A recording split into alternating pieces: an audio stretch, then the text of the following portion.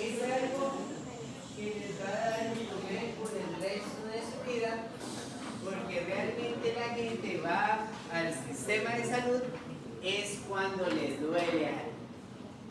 De resto es muy raro de que alguien consulte a un sistema de salud, a menos de que haya dolor. Entonces, claro, aquí voy a hablarles de algo que es, y de hecho por eso el término de fisiología del dolor, porque, y de hecho es de las pocas cosas que tengo tanta letra, porque eso hay que manejarlo específicamente. ¿Qué llama la atención? Definiciones del término de dolor. La primera, experiencia sensorial y emocional desagradable que experimenta la persona de una manera que es única para él. Razón por la que el dolor es referido y vivido en cada paciente de manera diferente. Otra definición, el dolor es también un problema físico, psicológico, social, que puede afectar el desenvolvimiento y la conducta normal de un individuo.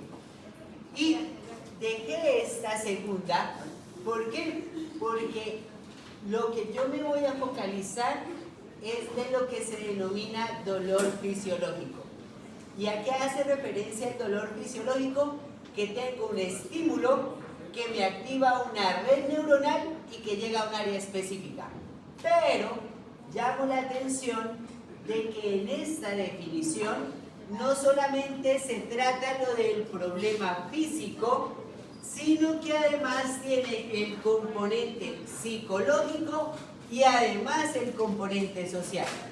Por eso es que normalmente cuando los visitan a ustedes los pacientes con dolor, algunos pueden tener dolor fisiológico, es decir, que hay estímulos que le generan, como otros pueden que no. Y también experimentar dolor. Por eso lo complicado de estos análisis. Entonces, llamo la atención el estudio que se ha hecho desde el aspecto fisiológico. Y como ustedes ya saben, desde el aspecto fisiológico hemos tomado biomodelos. Entonces, claro, al igual que en el humano, cuando colocamos estímulos que pueden ser lesivos para las células, se generan activaciones de rutas completamente diferentes a la de mecanotransducción que yo les hablé. Y se activan lo que se llaman las vías de dolor. Y de eso es lo que yo voy a hablar el día de hoy, de el dolor fisiológico. Es decir, el que tiene unos estímulos que activa una vía específica y que llega a una zona específica. Pero, como les decía, perceptualmente las personas pueden experimentar dolor sin tener sistemas sensoriales activos. Y a eso se le llama dolor psicológico o psicosocial. Y como les digo, en eso no me voy a meter. ¿Listo? ¿Qué es interesante? Como dice esta lámina, y de hecho aparece aquí, las vías de dolor son fundamentales para indicar posibles sitios o de lesión o posibles riesgos de estímulos dolorosos.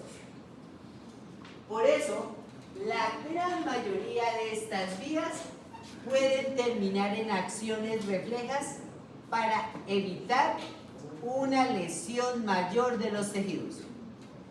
El ejemplo que todos hemos vivido es el de quemarse. Y claro, obviamente cuando uno se quema hay tejido lesionado, pero si no hubiera sido por el reflejo de dolor, el área de quemadura sería muchísimo más grande. Y de hecho, en pacientes que yo quito las vías de dolor, pues pueden dejarlo en la candela. ¿Y esto qué es? Pues permitir que la lesión sea muchísimo más grande. Por eso el dolor tiene fisiológico como función evitar los daños de los tejidos o informar del daño de ellos. Por eso lo importante de no inhibir el dolor para saber qué es lo que está pasando. Ahora, ¿qué es lo complejo?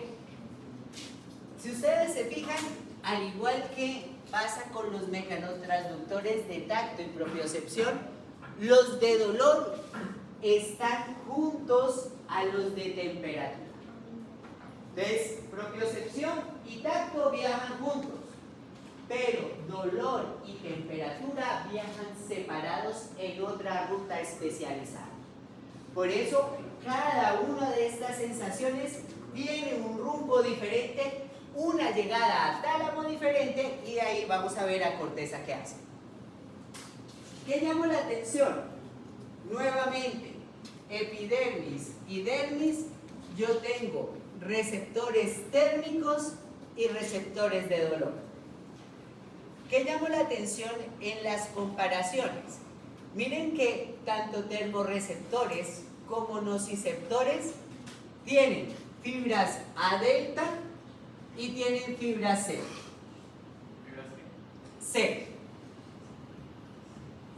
Y A delta es las de menor diámetro con mielina, y C es que ya no tienen mielina. ¿Qué llamó la atención?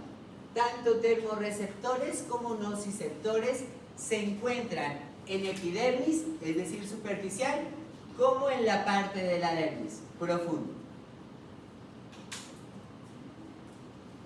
Pero, y además, tenemos terminales de termorreceptores y de nociceptores en el músculo esquelético y también en los tendones y ligamentos. Entonces, como les decía, claro, si yo rompo el tendón, duele porque tenemos terminales libres ahí. Si yo rompo el ligamento, también duele porque tenemos terminales sensoriales ahí. ¿Qué es lo llamativo?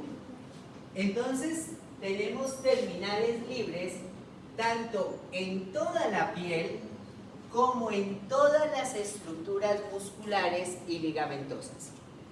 ¿Qué llamó la atención? Miren que acá empieza la separación. ¿Por qué? Porque no son solamente otros tipos de neuronas que llevan la información, sino que además todas estas son terminales libres. Es decir, que la parte del primer nervio periférico está completamente descubierto. ¿Qué llamó la atención? Miren que dolor y temperatura está a través de terminales libres. Es decir, que la neurona del primer orden es la que hace el proceso de traducción. Diferencias. Y aquí empieza a ver las diferencias en cuanto a las velocidades de conducción. Y claro, si ustedes ven, las A delta son las que llevan la información más rápida y por eso se ha constituido como el primer dolor. Y a eso se le llama dolor agudo. Entonces, todo lo de la primera sensación de dolor son las que viajan a través de fibras A delta. Pero, y llamo la atención, lo que viaja en fibra C, que es lo más lento que se viaja en el sistema, es lo que se denomina dolor secundario o dolor por inflamación. Y esos normalmente procesos inflamatorios duran varios días, por eso a este dolor se le denomina también como crónico, porque se puede sostener varios días. Mientras que este que viaja rápidamente solamente es la sensación inicial del dolor, es decir, es el primer centelleo que uno dice, mierda, algo me pasó. Eso es agudo. Otra cosa interesante es los termorreceptores y los nociceptores, independientemente si son superficiales o profundos, la característica que es que van a ir a la médula espinal, y llamo la atención, ¿por qué? Porque miren que este toma la vía que se llama vía anterolateral. ¿Por qué se llama la vía anterolateral? Porque está en la parte anterior y lateral de la médula espinal por donde viaja esta información. Entonces llamo la atención, ¿por qué? Mientras uno viaja por columnas posteriores, otro viaja por columnas anteriores. ¿Qué llamó la atención? Miren que esta información de dolor y temperatura termina siendo decusación en médula espinal. Por lo tanto, si ustedes se fijan, la información de dolor y temperatura se decusa en la misma parte de médula espinal y viaja contralateral, mientras que la información de propiocepción y tacto pues viaja ipsilateralmente. ¿Hasta dónde? Hasta el menisco medial, que es donde hace la decusación. Para mostrar esto está esta bella imagen. Neurona de primer orden, neurona de segundo orden, neurona de tercer orden. Neurona de primer orden es la que hace la traducción y va de la manera periférica. Y miren la que la tengo acá. ¿Qué observo? Miren que la neurona, tanto A delta como C, hacen sinapsis en médula espinal, la cual la neurona de segundo orden va, hace decusación y en la parte anterior forma el fascículo que me va a llevar la información hasta tal. Por eso les digo que la información de dolor y temperatura va contralateral en médula espinal. ¿Bien esto? ¿Qué quiero mirar? Voy a empezar a analizar la forma de activación tanto de termorreceptores como de nociceptores. ¿Por qué? Si ustedes ven, la vía está separada por neuronas que llevan temperatura y por neuronas que llevan nocicepción. Por lo tanto, temperatura y nocicepción van por neuronas diferentes, pero tienen el mismo camino hacia corteza. ¿Es claro eso? Listo.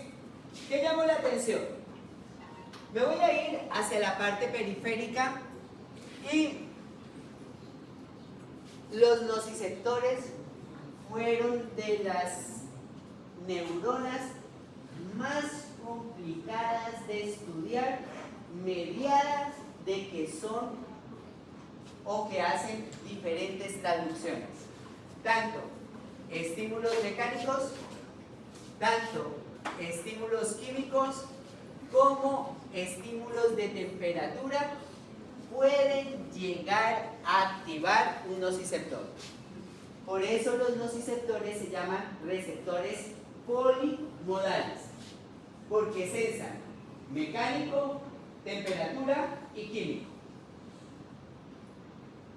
Entonces, aquí apareció algo que es bastante interesante. ¿Por qué? Porque se encontró entonces canales específicos para temperatura excesiva, que es 45 grados, que se llama temperatura nóxica. Pero además aparecieron canales que sensan frío que puede producir lesión, que es por abajo de, creo que 18 grados centígrados.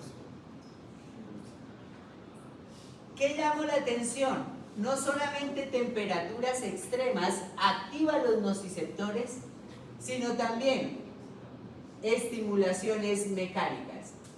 Entonces se encontró los pisos. De hecho, esta cosa tiene piso también. Pero aparte de recepcionar temperaturas extremas, calor y frío, y estímulos mecánicos, también tenemos estímulos químicos como los ácidos que pueden activar directamente los nociceptores.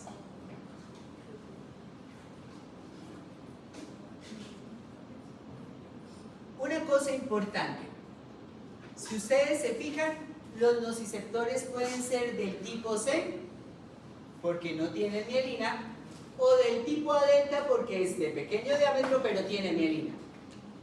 ¿Qué quiero llamar la atención? Hemos dicho que los A delta son los que miden el dolor agudo. ¿Por qué llamo la atención? Porque se ha encontrado que esas aferentes A delta tienen gran cantidad de receptores de calor nóxico como receptores piso para recepción de estímulos mecánicos. Por eso tanto el calor extremo como los golpes pueden generar rápidamente una información de dolor.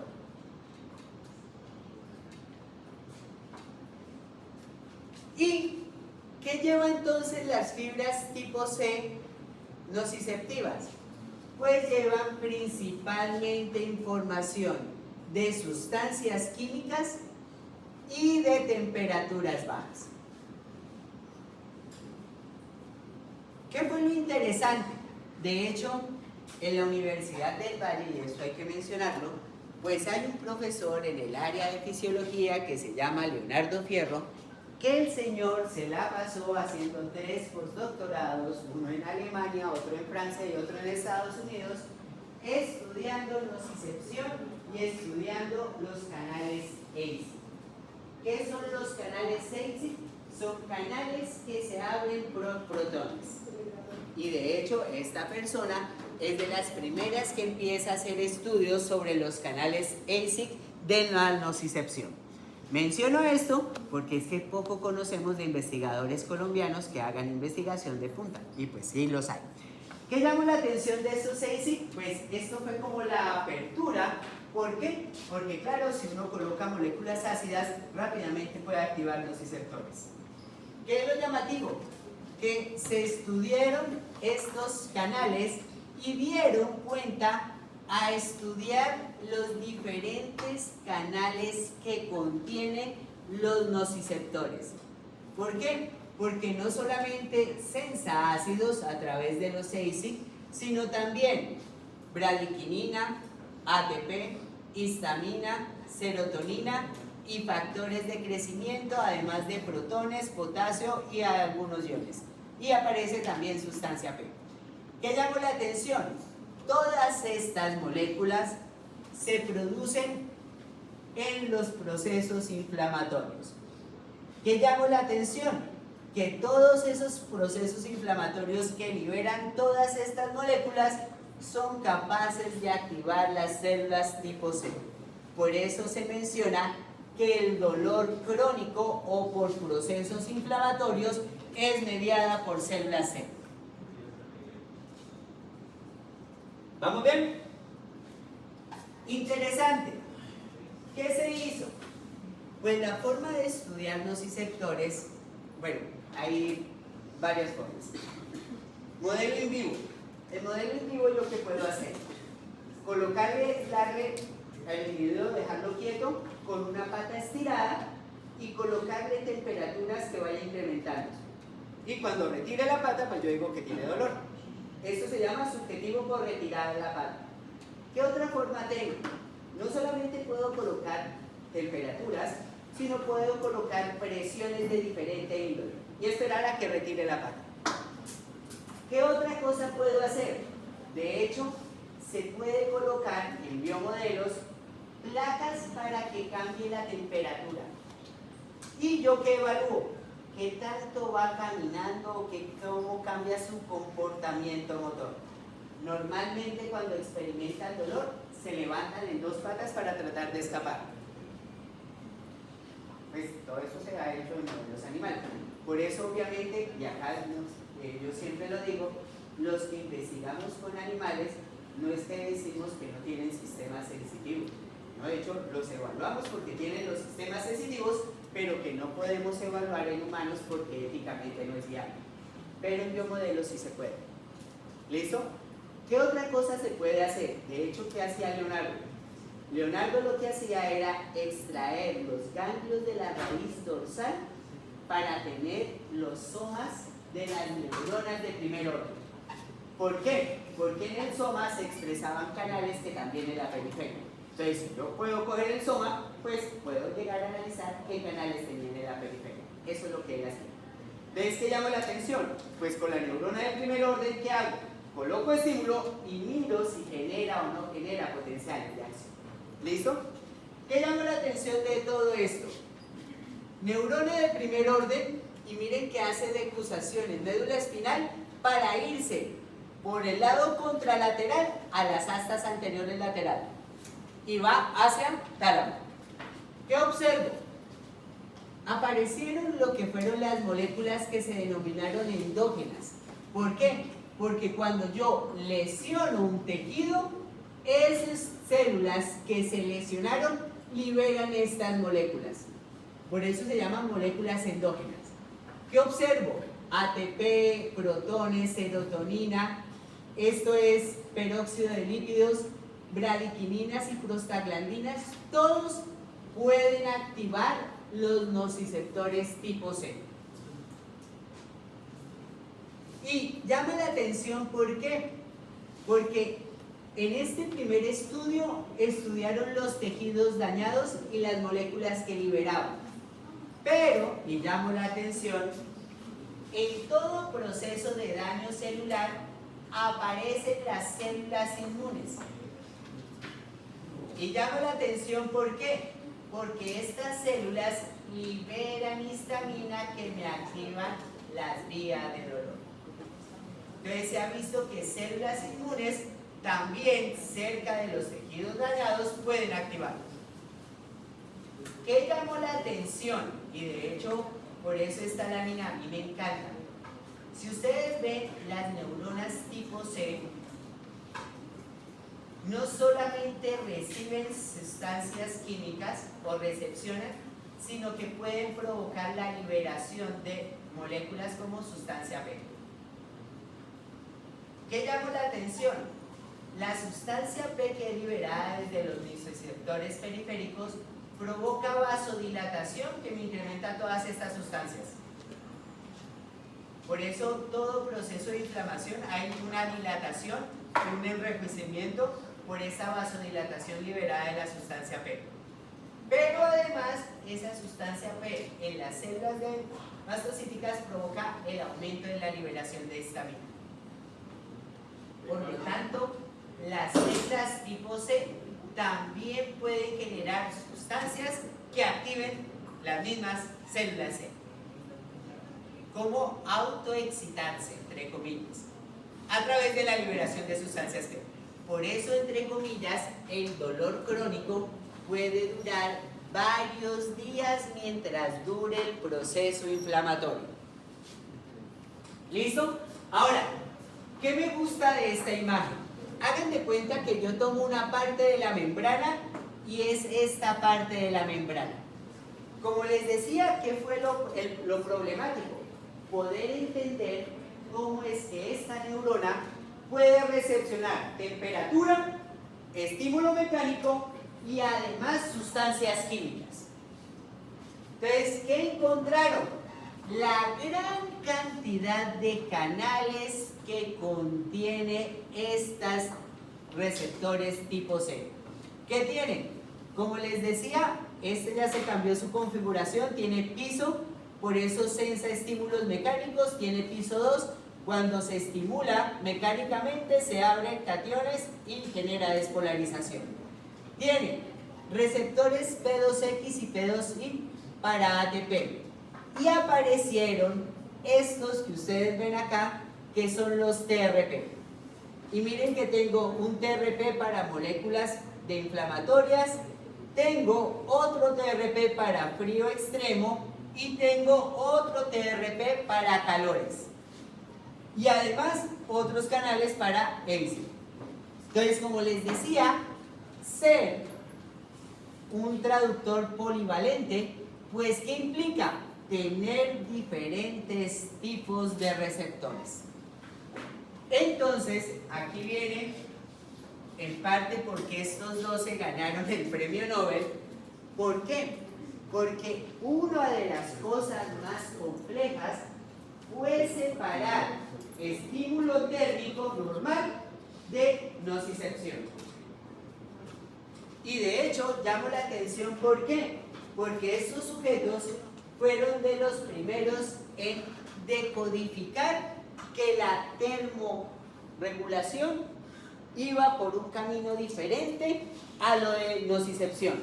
Por eso tengo termorreceptores y por eso tengo nociceptores. ¿Sí está claro? Es decir, que son neuronas separadas. ¿Qué fue lo llamativo? Y acá fue, como les decía, las primeras cosas que nos marcaron. Miren que tengo un nociceptor y tengo un termorreceptor. ¿Qué llamó la atención? Cambio la temperatura a través de la cercanía del dedo a la lámpara. ¿Y eso qué me hace? Pues que yo cambie la temperatura que llega al dedo. ¿Qué quiero que observen? Los termorreceptores, en la medida que aumenta la temperatura, miren que van aumentando los potenciales de acción. Lo que decíamos de intensidad, entre más calor recibe, miren que más potenciales de acción tiene. Pero fíjense que el nociceptor no descarga. ¿Qué llama la atención? Cuando llega a temperaturas por encima de 45, empiezan a activarse los nociceptores. Por eso es que 45 grados se habla como una temperatura de nocicepción. ¿Sí está claro? Y temperaturas por abajo de 45 es termorrecepción de calor, porque toma o activa otras neuronas. Como les decía, aquí el meollo fue, genial, pero ¿quién me explica cómo es que este se abre más y este se abre menos? Y después que este a 45 sí se abre y este ya se satura. Entonces, claro, eso fue un problema fisiológico del berraco, pero ¿qué hicieron? Hacer el espectro de temperatura de 5 grados hasta 60 grados. ¿Para qué? Temperatura de frío de dolor. Y miren que por debajo de 15 grados empieza a activarse los nociceptores de frío. ¿Qué más observo? Termorreceptores de frío. Y miren que los termorreceptores de frío van desde 15 hasta casi 45 grados. ¿Qué tengo? Termorreceptores de calor, que sensan principalmente desde 30 hasta casi 50 grados. Y después, miren el último, nociceptores de calor, que van por encima de 45 grados.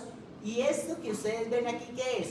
Que incrementa la cantidad de potenciales de acción en la medida que siga aumentando la temperatura.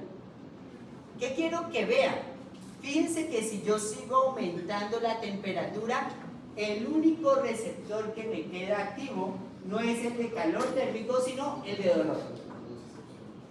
Entonces, por eso, estas son temperaturas dolorosas que me activan nociceptores, mientras que estas son temperaturas que me activan termorreceptores.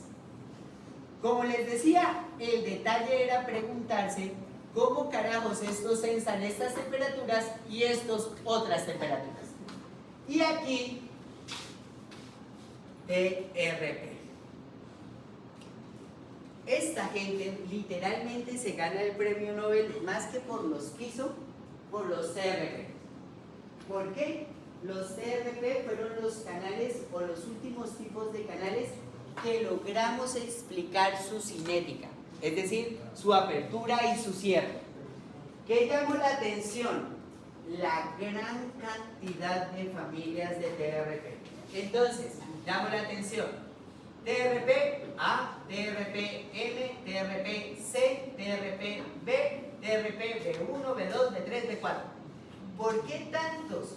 Porque tenemos muchas isoformas del canal TRP y cada isoforma puede tener puntos de apertura diferentes por cambiar algunos aminoácidos. Entonces, por eso tenemos mucho, pero tienen que especialidad.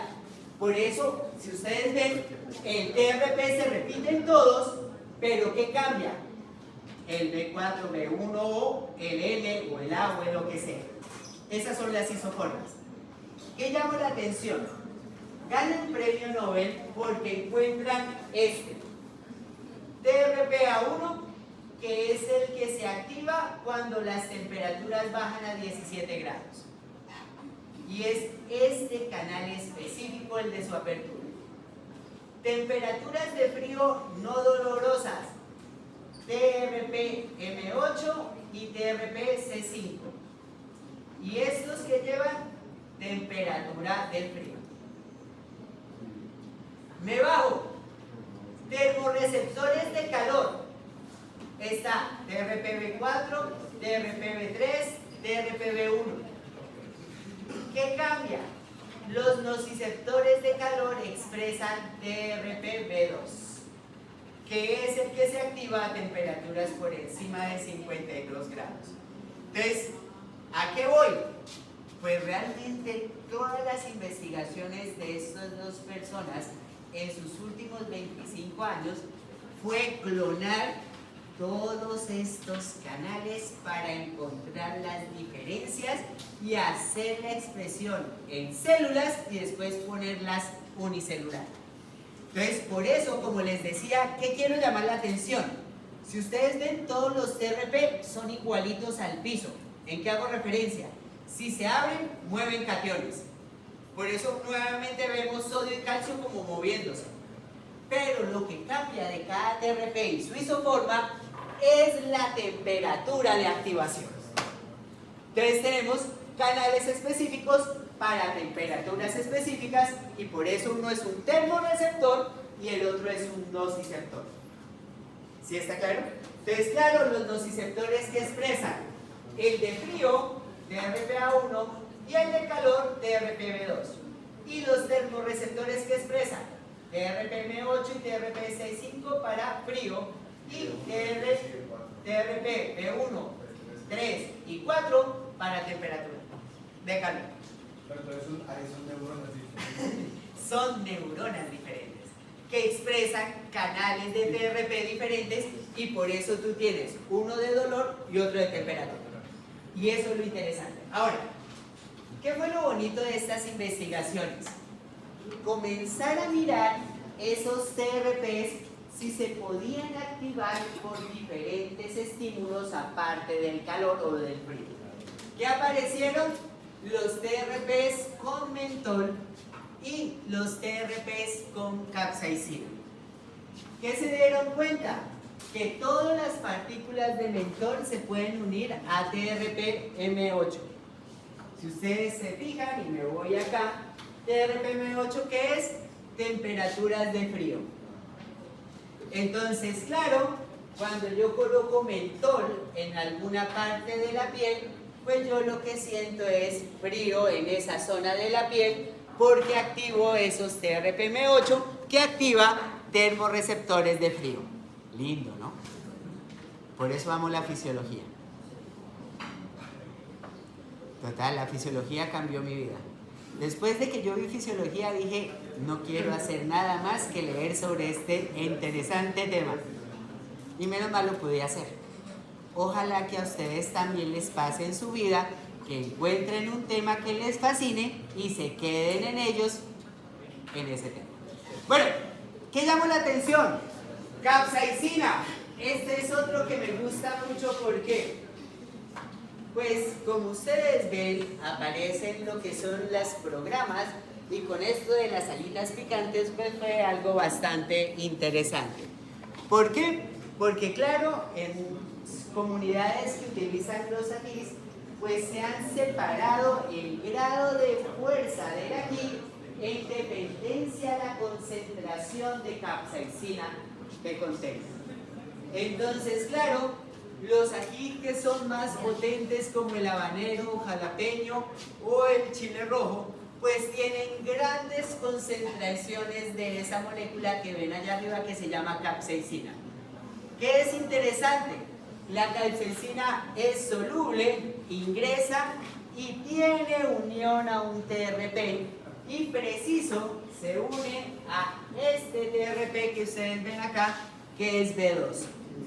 Por eso, siempre los estímulos de aquí terminan mandando como receptor de calor doloroso. Por eso las personas del dolor pueden llorar. Profe, porque la imagen anterior dice BR1. Ah. Que la imagen anterior. ¿Esa? Sí, dice BR1. No, es BR2.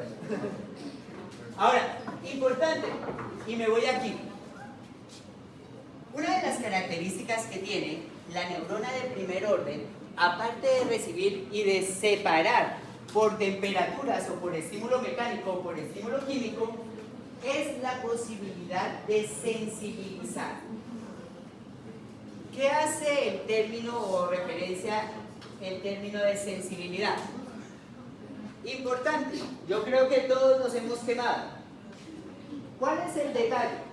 Que cuando uno empieza a tocarse en áreas cercanas, le empieza a doler. A eso se le llama una hipersensibilidad. Aquí hago referencia que pequeños estímulos mecánicos me pueden activar el sistema de dolor. Entonces, se llama la atención del término hiperalgesia. ¿Qué es hiperalgesia? Es el aumento de la sensación dolorosa por un estímulo que puede ser o no doloroso o doloroso. ¿Qué hicimos? Como les decía, yo puedo colocar la palma de la mano y colocarles temperaturas diferentes o puedo colocarles presiones diferentes. ¿Qué hicieron? Midieron los umbrales de activación de dolor de la zona A, de la zona B y de la zona C. ¿Qué observo? Miren los umbrales de activación de dolor, más o menos a qué umbral se activa. ¿Qué hicieron? Quemaron la zona donde ustedes ven rojiza, que está dentro del área A y el área B, pero afuera del área C. Y lo que observamos que es que después del quemonazo, los umbrales de activación de dolor disminuyen dramáticamente. Pero no solamente disminuye dentro de la zona de la lesión, A y B, sino también en las zonas cercanas, C. Y a esto es lo que se le llama una hipersensibilidad de una zona que no está lesionada, pero miren que su umbral baja. La pregunta, y de hecho como les decía, esto fue bastante llamativo, pero esto se cumple en todos los casos, era estudiar entonces por qué se bajaban los umbrales y por qué en zonas lejanas se producía esta hiperalgesia. Entonces, aquí llamo la atención en esta cosa de acá. ¿Qué quiero mostrarles? Daño del tejido, proceso inflamatorio y eferentes simpáticos. ¿Qué se ha mostrado? Todos ellos, el tejido, la inflamación y el sistema simpático, liberan las moléculas que activan al nociceptor. Pero, y llamo la atención, si esas moléculas se sostienen en el medio extracelular, lo que hacen que es bajarle el umbral al nociceptor. Y por eso, a esta bajada del umbral es lo que se le denomina hiperalgesia. Entonces, la hiperalgesia se mantiene mientras se mantenga la sopa inflamatoria cercana a los tejidos. ¿Por qué? Porque eso lo que hacen es activar mucho más las nociceptores. Sí, claro que sí. Como el curso de Acá. Entonces, ¿qué tenemos? Y de hecho, ¿qué es lo que quiero mostrarles del experimento? Yo evalúo en qué umbral le causa dolor mecánico antes de la lesión. Y miren los umbrales, esta es la presión que aguanta antes de que active dolor. Después yo quemo esa zona donde ustedes ven rosado. Miren que donde está rosado, ¿qué es? Está adentro el punto A, está adentro el punto B, pero afuera de la quemadura está el punto C. ¿Qué quiero mostrar en los tres puntos? Que después de la quemadura los umbrales descienden, es decir, que siente dolor a estímulos mecánicos más bajos. Hipersensibilidad.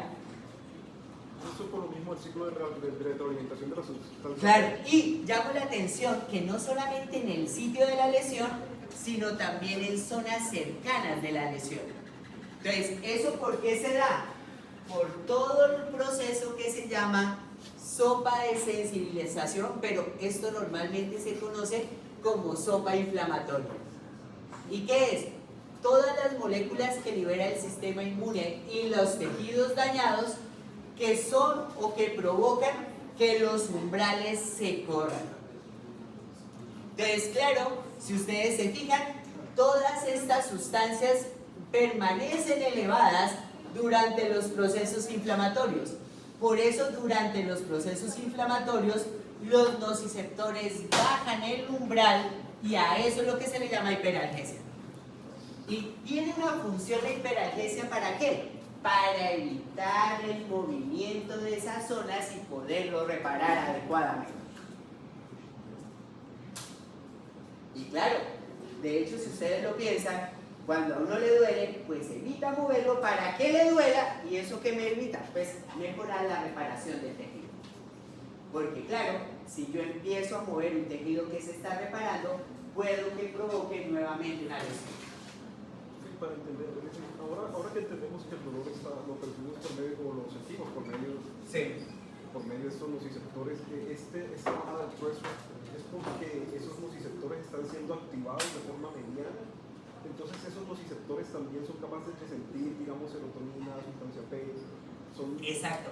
Y eso que acabas de decir es muy interesante porque como estos son activadores, lo que hacen es despolarizar la membrana y al mantenerla despolarizada su umbral de activación es mucho menor. Y a eso es lo que se llama sensibilización. Y por eso en términos generales, para terminar la hiperalgesia, ¿qué hacen? A veces colocan bloqueadores de estas sustancias. Y claro, bloqueando eso, pues interfieren con el umbral para que vuelva a tener umbrales más altos. Ajá. Y por eso, entre comillas, si ustedes ven lo que es acetaminofén y ibuprofeno, tienen procesos que evitan la liberación de algunas de estas sustancias. ¿Para qué? Para que no haya este proceso de umbral o cambio de umbral. ¿Qué me gustó de esta gráfica? Y es la sensibilización, pero muestra desde efectos directos de la lesión del tejido del sistema inflamatorio o efectos indirectos de la inflamación de esos tejidos. ¿Qué me gustó de esta imagen? Que de hecho no tiene la anterior. Como les decía, las sustancias que me provoquen activación del nociceptor me van a bajar el umbral. ¿Qué es lo que estudiaron? Que los mastocitos, como los sistemas simpáticos eferentes cercanos a los tejidos, pueden, a través de esta sopa inflamatoria, provocar liberaciones específicas que me sensibilicen directamente esta neurona. Entonces, por eso acá aparece histamina como activador y aquí, del sistema simpático, me aparece prostaglandinas como activadores. Entonces, claro, como esto no es directamente del tejido lesionado, sino a través de otras células, a eso se le llamó vía indirecta. ¿Por qué les menciono esto? Porque hay fármacos que bloquean la vía indirecta de las sustancias de inflamación para reducir el dolor. ¿Listo? Para que lo tengan presente. Profe, ¿ese nociceptor qué sería? ¿A delta o sería C? Sí. ¿Por qué? Porque está con sustancias químicas. Ahora, ¿qué llama la atención? ¿Qué llama la atención? Ya tenemos la periferia, es decir, la neurona de primer orden, tanto termorreceptor como nociceptor. ¿Qué observo? Como les decía, ¿hacia dónde va? Y miren que a dónde va es lámina 1 y lámina 2. Observo. ¿Qué voy? Fibras A delta y C. Si ustedes ven fibras A delta y C, llegan a lámina 1 y lámina 2 de la parte posterior. ¿Por qué hago mención de esto? Porque la lámina 1 y lámina 2 es que yo tengo esta cosa de acá, que es la sinapsis entre la neurona de primer orden y la neurona de segundo orden. ¿Qué llamo la atención? En lámina 1 y 2, que hago la sinapsis, las neuronas de segundo orden que hacen decusan por Reus y van hacia la parte anterior lateral, la parte central, ¿no? ¿Sí o no? Que es la lámina 10. Ah, bueno, sí. ¿Sí o no? Si estoy equivocado, por favor, corrígame porque yo hace harto no veo neuroanatomía. He visto neurofisiología. Se llamaba así, pero sí. La arteria es la parte convisual. Y por eso tiene que pasar para la decusación por esa lámina. ¿Qué es interesante? Miren que toda la información viaja contralateralmente en médula espinal. Por en tanto, si yo lesiono esta parte de la médula, me quedo sin la sensación de dolor y temperatura contralateral. Se lo repito porque es importante neurológicamente para la ubicación de la lesión en el paciente. Si yo lesiono, hago una misección del lado derecho de la médula, me quedo sin temperatura y dolor del lado contrario. ¿Por qué? Porque la neurona de segundo orden hace decusación y se va contralateralmente. ¿Sí está claro esto? Ahora, ¿qué quiero que observen?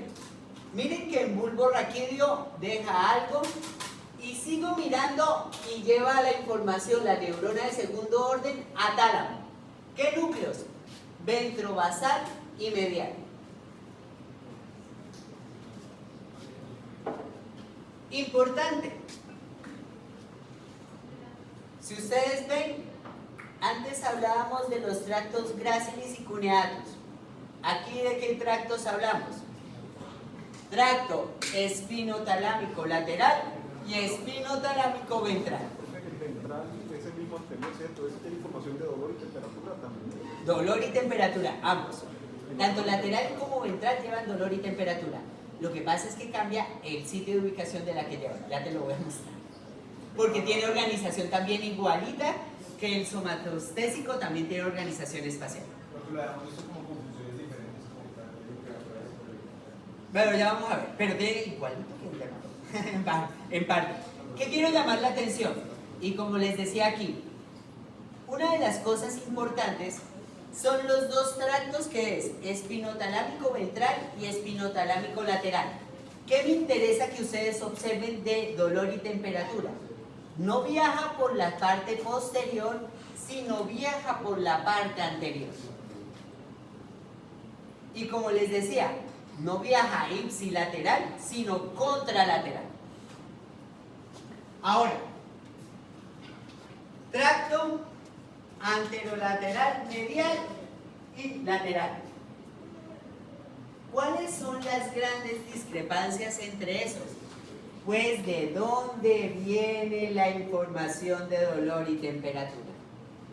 Entonces, si ustedes se fijan, hacia la parte medial está todo lo que es cuello y cara, bueno, cuello y parte superior de el tronco. Y miren que hacia las partes laterales, pues ya voy hacia la parte de lo que es miembros superiores y después hacia la lateral, miembros inferiores. Por lo tanto, voy desde la parte de cara y músculo hasta la parte de piernas y periférico. Aquí vemos que estamos ubicándonos en sustancia blanca, pero en la otra imagen parece como si fuera gris. Es que una cosa importante, acuérdate que en la sinapsis se hacen en esta parte, pero las vías viajan por acá.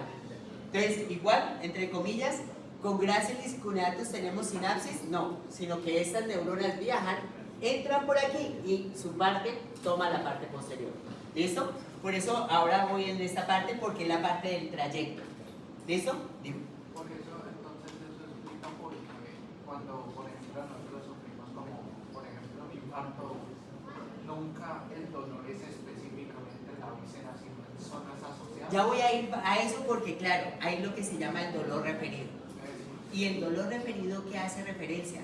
Las vísceras pueden tener una llegada en médula espinal específica que uno lo asocia a una parte externa del cuerpo.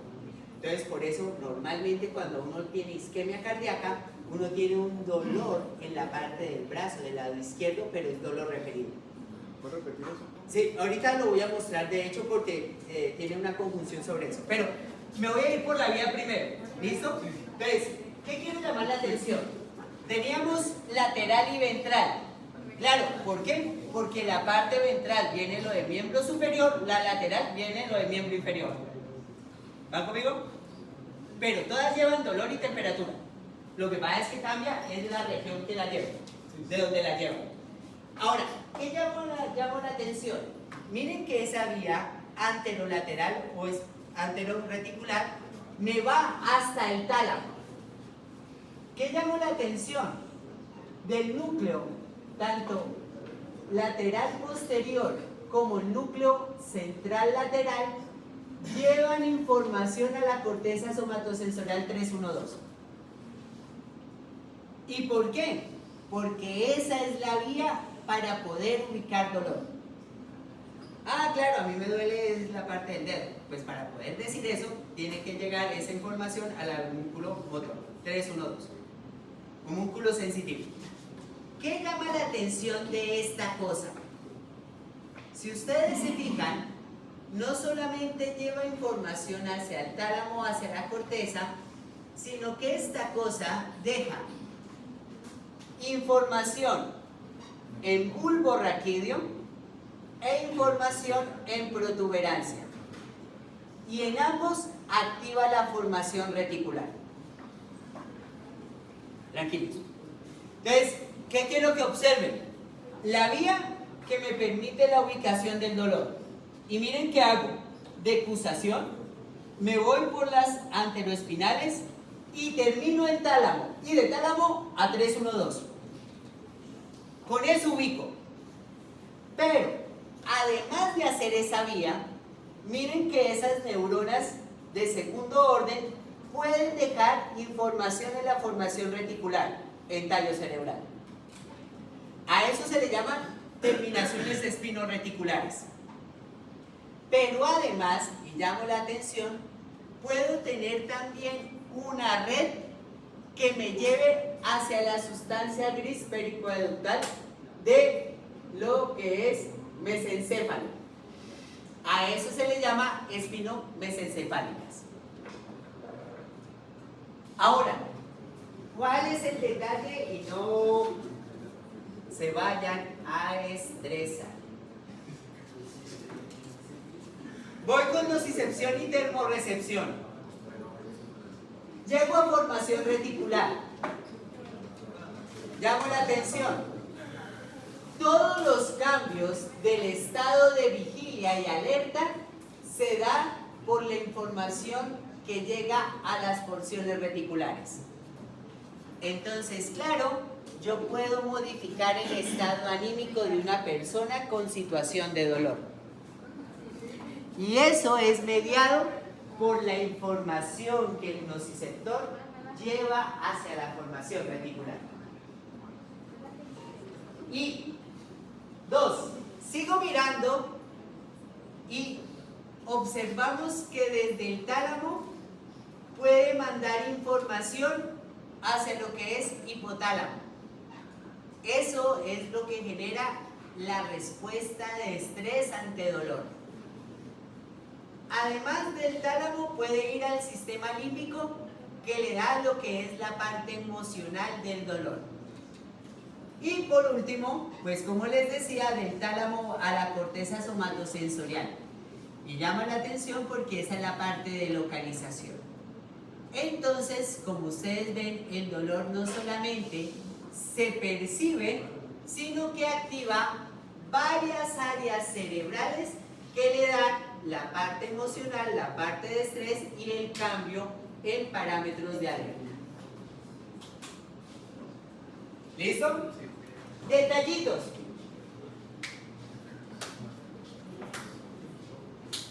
Hubo dos detallitos importantes que tengo que mencionar y es las vías descendentes de dolor.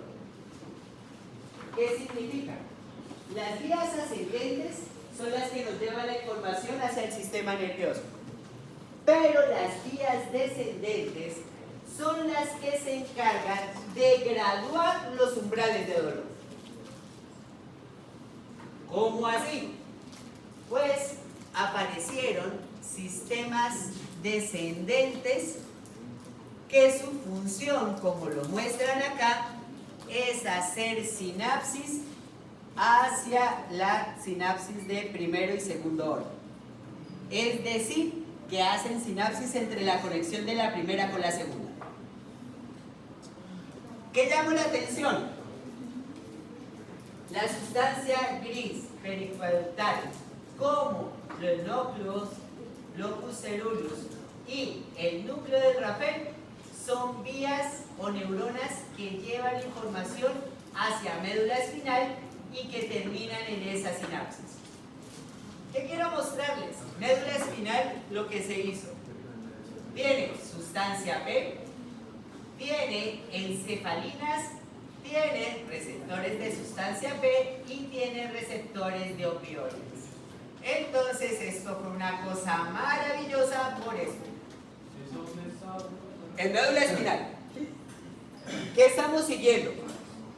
La vía sube, pero deja en formación reticular y en sustancia gris pericuetal, que es el mesencéfalo y el bulbo y en protuberancia, información.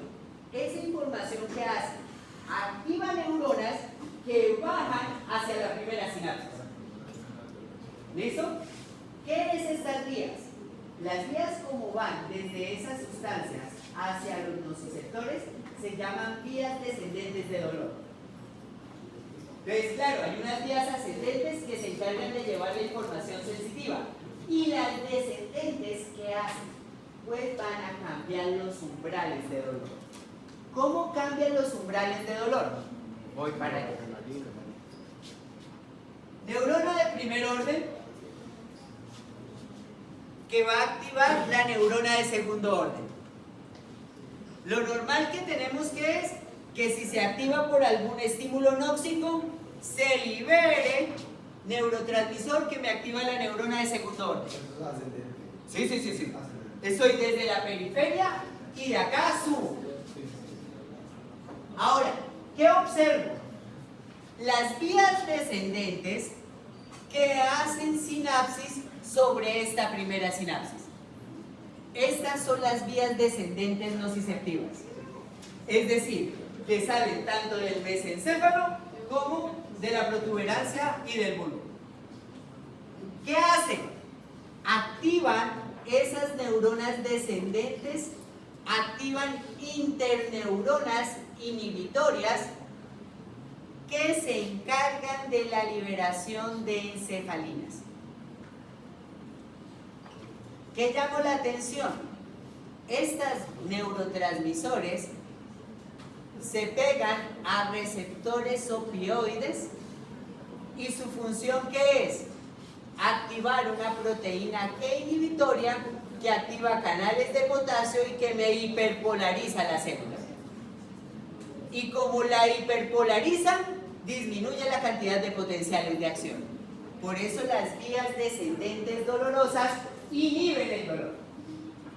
Sí, señora, ya te lo digo. Voy para allá.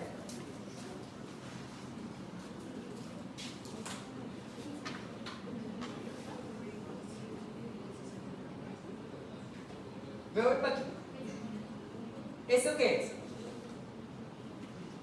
Zona dolorosa, estímulo doloroso que viaja a través de la neurona del primer orden hacia la parte posterior. En lámina 1 y 2 hace la sinapsis con la neurona de segundo orden que hace decusación y sube y deja el tallo y el mesencéfalo información. Esa información va a ¿qué? A activar neuronas que llevan información hacia la parte de la interacción. Estas son las vías descendentes nociceptivas. ¿Qué hacen las vías descendentes nociceptivas? Cuando se activan estas áreas, se activan estas neuronas que terminan activando estas interneuronas que se llaman inhibitorias. Entonces llamo la atención, ¿por qué?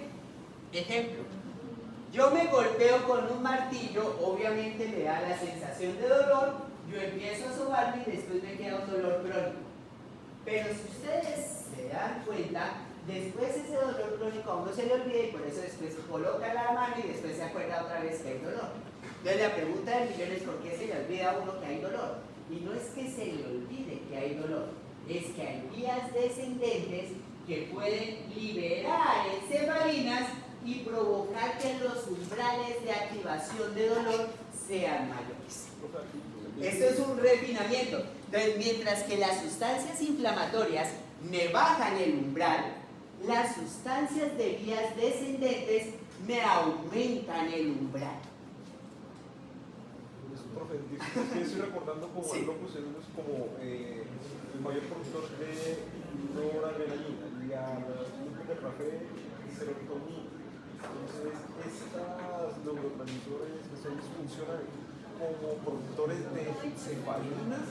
Lo que pasa es que una cosa importante, estos activan neuronas que dentro de su parte periférica son glutamatérgicas y activan interneuronas inhibitorias. Es decir, que la red neuronal termina activando aquí la interneurona inhibitoria, que es esta que aparece aquí. Que es la que libera el Ajá. ¿Y esta dónde está? En médula espinal. Es decir, que lo que hacen que es descender para activarme estas interneuronas para que terminen liberando esto. ¿Qué quiero mostrarles? Cuando las vías descendentes activan las interneuronas inhibitorias, liberan encefalinas y, como les decía, ¿qué provoca? Que el receptor de la neurona de segundo orden, su umbral aumente, porque eso se vuelve más negativo. Es decir, que inhibe la información de dolor. Ahora, ¿qué llama la atención? Miren que estas mismas encefalinas pueden ir a la neurona de primer orden y provocar también la activación de proteína G inhibitoria que me inhibe canales de calcio. ¿Para qué? Evitar la liberación de neurotransmisor. Por eso las encefalinas son potentes inhibidores de la señal de dolor y por eso se utilizan opiácidos para la inhibición del dolor. Y claro, los opiácidos son de las sustancias que más bloquean el dolor. ¿Por qué? Porque terminan tanto inhibiendo la neurona de segundo orden como inhibiendo la liberación del neurotransmisor del primer orden. ¿Listo? Y de hecho llama la atención porque lo que tú mencionabas, que me parece bastante interesante, es norepinefrina y serotonina en los sitios principales del núcleo de Rapé y formación reticular, activando las interneuronas que me terminan bloqueando la interacción entre la primera y la segunda. ¿Sí ven? ¿Qué llamó la atención? Sin presencia de encefalinas, pues la señal es grande. Cuando coloco encefalinas, mire que la señal se cae. Y por eso entonces, entre comillas, este sistema de las encefalinas es un sistema que me regula los umbrales de dolor. Ahora, lo último que quiero llegar es esto que ven aquí. Bueno, dos cosas me quedan: dolor referido y teoría del comportamiento. ¿Qué quiero llamar la atención?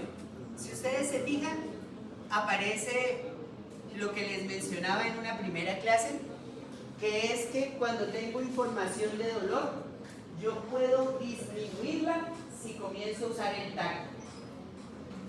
Y a eso se le llamó teoría de compuerta. ¿Qué era? Y acá empieza como a desenvolverse. Una de las cosas es que nocicepción viaja por fibra C, mientras que mecanorrecepción por fibras A beta. ¿Qué sentido tiene que el dolor sea más lento? Velocidad, velocidad. Este más lento, este más rápido. ¿Cierto? ¿Qué quiero llamar la atención? Cada uno tiene un rumbo diferente. Este se va para la parte anterior, este se va para la parte posterior, pero ambos llegan a médula espinal. ¿Qué se conoce? Que estas interneuronas que liberan encefalinas tienen contacto también con las aferentes a beta. Entonces, cuando yo estimulo a beta, ¿qué hace? Se activan las interneuronas y me inhibe el dolor, pero cuando quito eso, pues quito esta inhibición y aparece el umbral. Por eso la importancia de la velocidad, porque si no viajaran primero no podrían activar al inhibidor primeramente. Entonces, por eso la teoría de la compuerta completamente funciona. ¿Por qué? Porque claro, para uno evitar sensaciones dolorosas, pues lo que hace es pasarse la mano y rozársela para quitar esa sensación. Y uno dice, bueno, pero ¿por qué se me va? Si el estímulo doloroso está, pues porque este puede activar vías inhibitorias desde la parte periférica. ¿Listo? Otra cosa importante. Sí. Una pregunta, ¿esto cómo se diferenciaría de lo que vimos más temprano del área quemada? Porque uno es dolor por temperatura y otro es dolor simplemente por presión. Ahora, una cosa importante, y aquí aparece lo último que mencionaba el compañero, los famosos dolores referidos. ¿Qué pasa? Si ustedes ven, todos los órganos del cuerpo tienen terminales libres, todos. ¿Y eso por qué? Porque de verdad los procesos inflamatorios se tienen que activar y activar sistemas de dolor. ¿Qué es lo llamativo?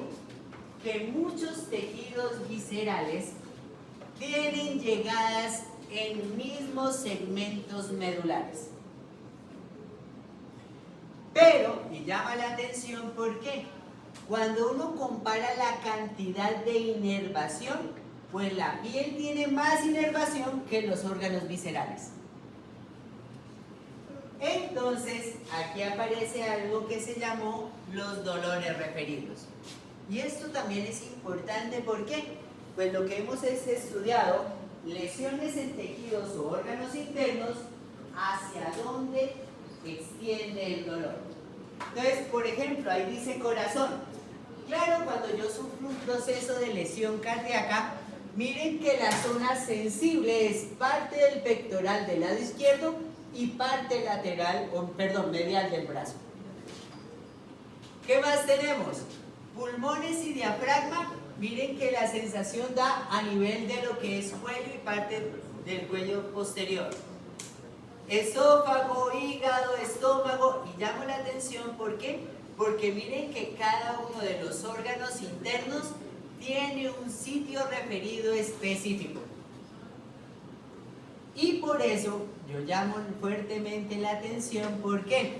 Porque miren que estas, que son los puntos de referencia, es para poder saber qué órgano puede estar afectado.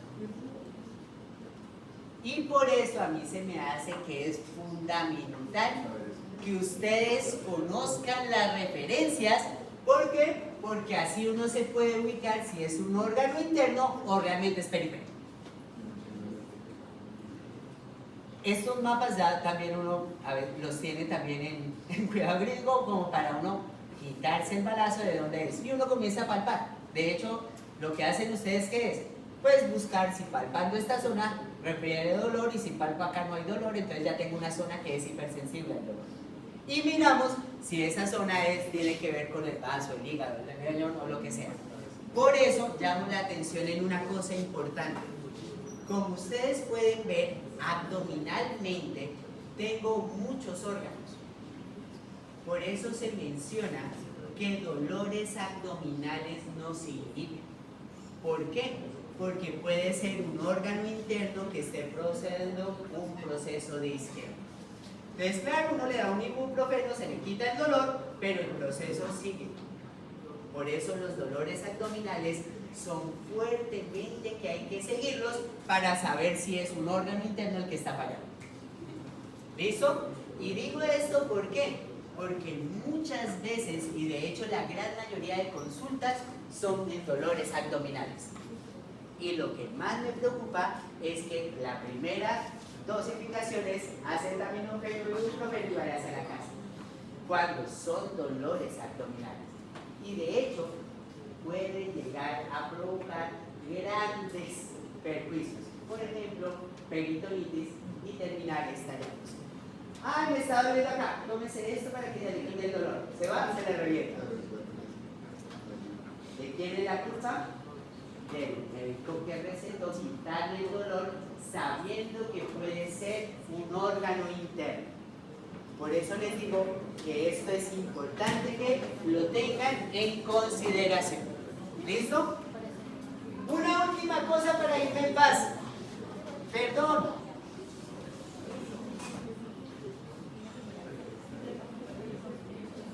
Hay algo que no he hablado, pero que ustedes van a vivir. ¿Qué es que ustedes van a vivir? Que estímulos que no sean no dolorosos provoquen dolor. Y de hecho esto no se llama hiperalgesia o hipersensibilidad. ¿Por qué? Porque como les digo, son estímulos completamente diferentes los que pueden generar una percepción de dolor. Como esto es anormal, y de hecho les voy a mencionar el caso donde se estudió esto, es en amputaciones. ¿Qué hacen? En amputaciones cortan un segmento y por ende queda una ramificación o la parte de la neurona por ahí suelta. ¿Qué llamó la atención? Colocamos estímulos que son de tacto y el sujeto los puede percibir como dolor. A esto es lo que se le llama un estímulo anormal nóxico. Y normalmente son perturbaciones de la red en el sistema nervioso central. Entonces, para hacerles el cuento, si ustedes se fijan, en médula espinal están llegando todo lo que es las neuronas de primer orden. ¿Qué llamó la atención? Como están lesionadas, estas tienen piso. Por lo tanto, estímulos mecánicos pueden activar estas ramificaciones nerviosas provocando sensación de dolor. Entonces, aquí aparece lo del dolor del miembro fantasma, que es personas que después de la amputación sienten dolor en esa zona que no está. Entonces, claro, uno dice, pero ¿por qué si no está, cómo va a tener? Pero es que los nervios no se reseccionaron completamente. Y si quedan nervios, conducen. Y si conducen, llevan información y esa información es dolorosa. Y claro, esto es una estimulación anormal. ¿Por qué? Porque cualquier estímulo mecánico me va a provocar esa anormalidad de la sensación. Por eso, normalmente se trabaja a los pacientes con miembros amputados frente a un espejo para que empiecen a hacer conciencia ellos mismos de que no tienen el miembro y por lo tanto que no hay un sitio de dolor o estímulo doloroso. Pero eso toca enseñárselos para que puedan vivir así. Y por eso la fisioterapia es fundamental.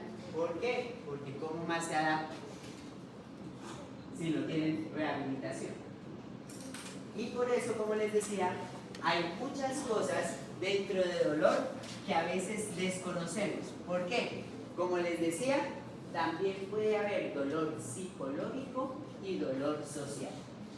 Y como les digo, ahí ya entra la psiquiatría, porque si ustedes ven, claro, hay personas que sienten dolores toda su vida, pero no tienen estímulos dolorosos. Pero si ven características de pacientes psiquiátricos. ¿Sí está claro? Y por eso la psiquiatría y la psicología son fundamentales aquí. ¿Dudas? ¿Preguntas? Mañana, como ya estoy en decalorrecepción, no me quiero pasar a fotorrecepción. Por lo tanto, mañana voy a hacer audición y equilibrio. ¿Listo? Hoy les monto el tema y ahí se los montó. Y hoy les monto estas presentaciones actualizadas. ¿Listo? Le doy esta noche. Muchas gracias.